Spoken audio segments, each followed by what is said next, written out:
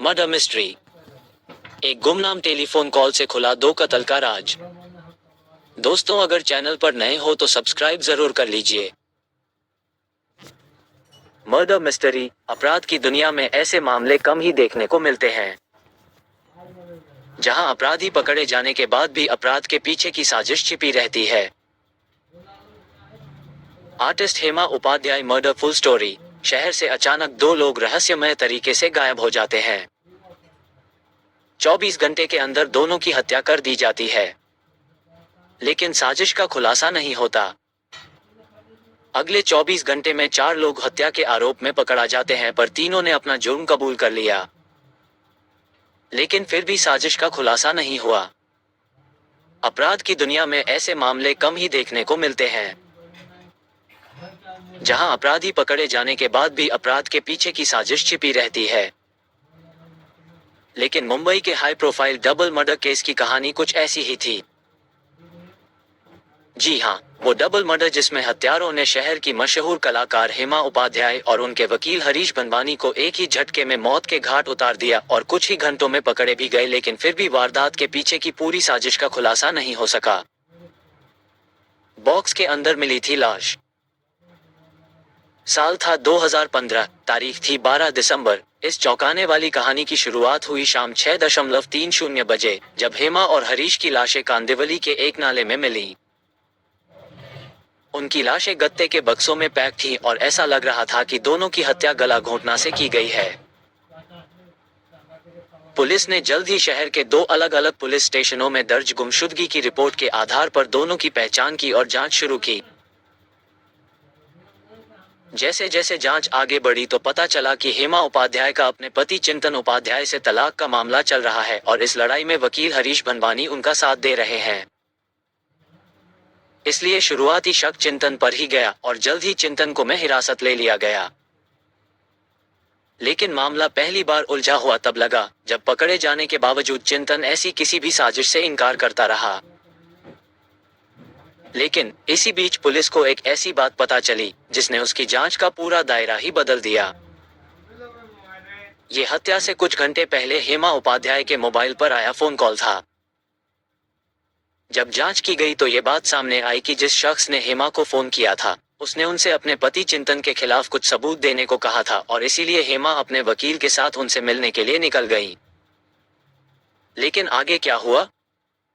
हुआ ये कि घर लौटना तो दूर, दोनों की हत्या कर दी गई और उनके शव कांदिवली के नाले में फेंक दिए गए।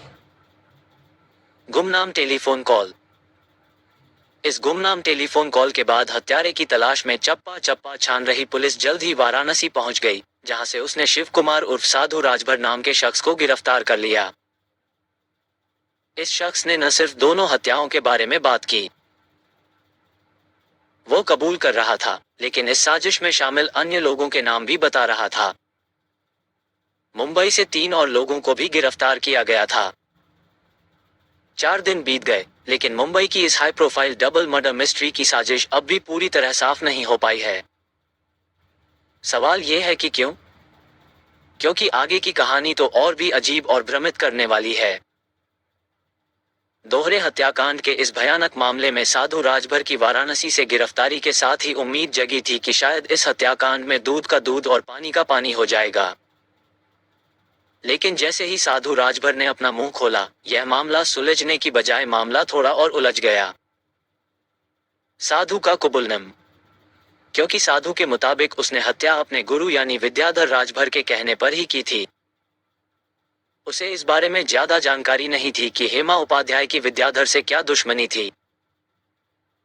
हालांकि उसने पुलिस को यह जरूर बताया कि विद्याधर का कुछ विवाद जरूर चल रहा था पैसों को लेकर हेमा से।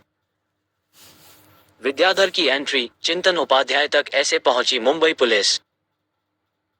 हालांकि पुलिस शायद इस साधारण सी कहानी पर विश्वास कर लेती, अगर उसे यह न पता होता कि हत्या से पहले हेमा के पति चिंतन उपाध्याय न केवल दिल्ली से मुंबई आए थे, बल्कि उन्होंने और विद्याधर ने एक दूसरे से बातचीत भी की थी।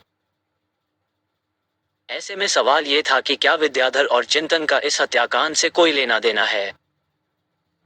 जाहिर है सवाल अभी बाकी थे। हेमा उपाध्याय और विद्याधर बिजनेस पार्टनर थे और इसी पार्टनरशिप के बकाये के तौर पर विद्याधर हेमा से 5,20,000 रुपए लेना चाहता था, जबकि हेमा ये रुपए नहीं दे रही थी। 11 सितंबर को विद्याधर ने हेमा को फोन किया और उसे उसके पति चिंतन के खिलाफ सबूत देने के बदले फिर से अपने रुपयों की मांग की।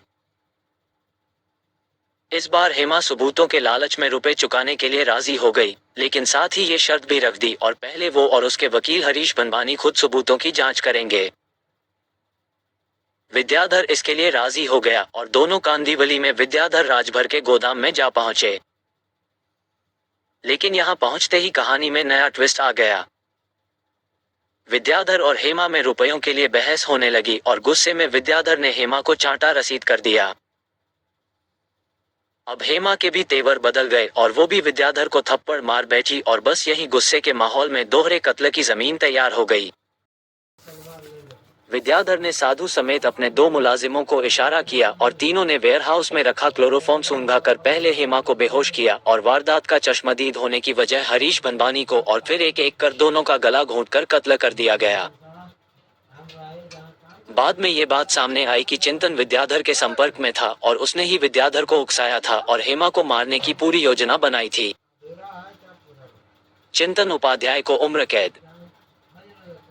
मुंबई की एक अदालत ने कलाकार चिंतन उपाध्याय को अपनी अलग रह रही पत्नी हेमा उपाध्याय की हत्या की साजिश रचने के आरोप में आजीवन कारावास की सजा सुनाई।